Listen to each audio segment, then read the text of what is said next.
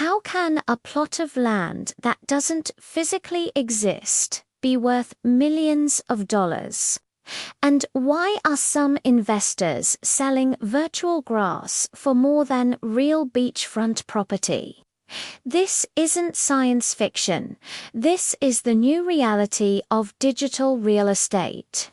What started as a niche experiment inside blockchain worlds like Decentraland and the Sandbox has exploded into a full-fledged economic revolution.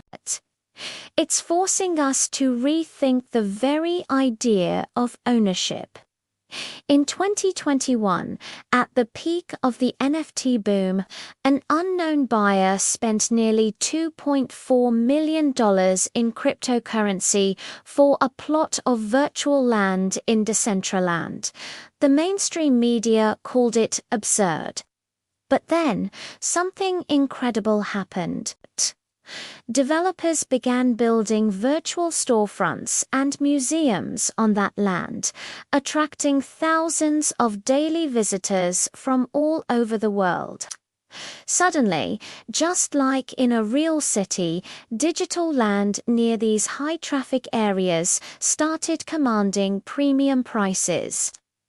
How was this possible? Blockchain technology. Each parcel of land is minted as a non-fungible token or NFT. This makes it a unique, traceable, and secure asset. You don't just own pixels. You own a programmable space with real economic potential.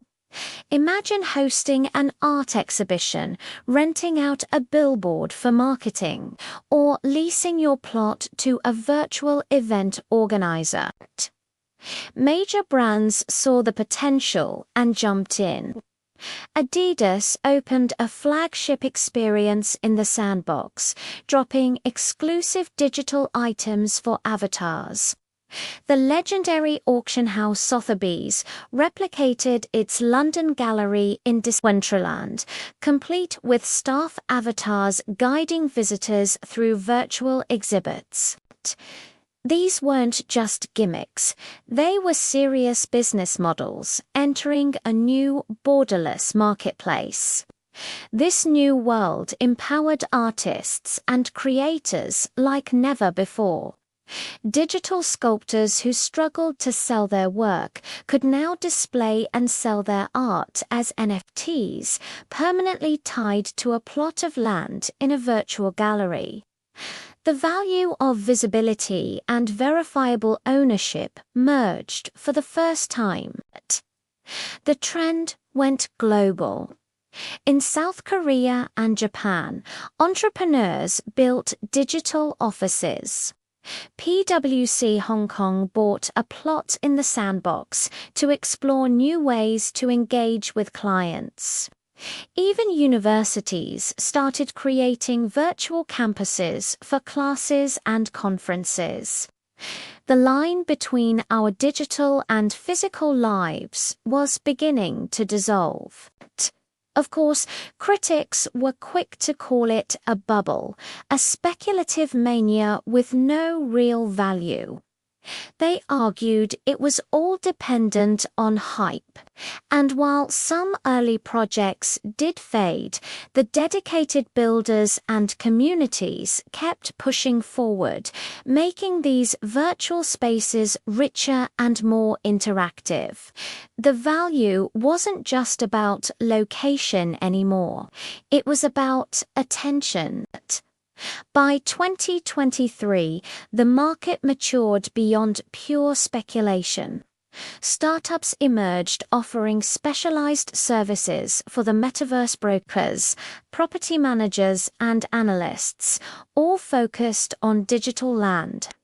One company, Every Realm, raised over $60 million to become an architect of digital neighborhoods. This is a lot like the early days of the internet, when people bought domain names like business.com for pennies and later sold them for fortunes. But this time, it's not just a name. It's an entire 3D interactive space. Today, digital real estate is where blockchain, gaming, and culture meet.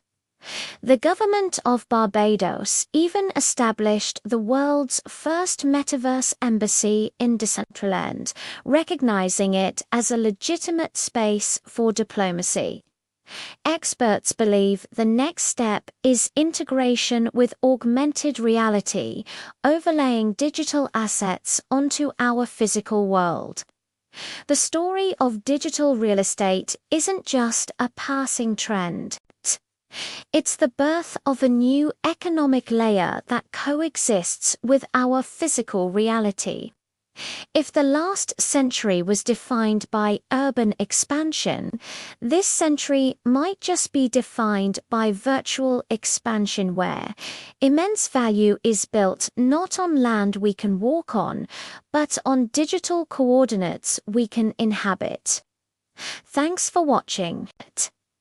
If you found this as fascinating as I do, make sure to like, subscribe, and hit that notification bell for more insights into our digital future.